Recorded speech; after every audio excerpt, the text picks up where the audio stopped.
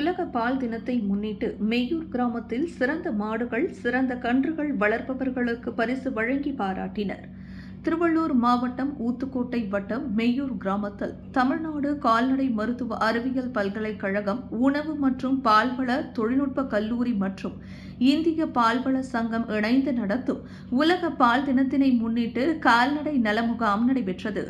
சிறந்த கறவை பசு, சிறந்த கன்றுகளுக்கான போட்டி நடத்தி தூய பால் உற்பத்தி பற்றி குறும்படம் ஒளிபரப்பி நிபுணர்கள் கருத்துரை வழங்கியும், பள்ளி மாணவர்களுக்கான ஓவிய போட்டி நடத்தி தேர்வு, கறவை பசுக்கள் மற்றும் கன்றுகளுக்கு பால், கறவை பாத்திரம், கால்நடை தீவனம் மற்றும் தாது உப்பு கலவை பரிசாக வழங்கினர்.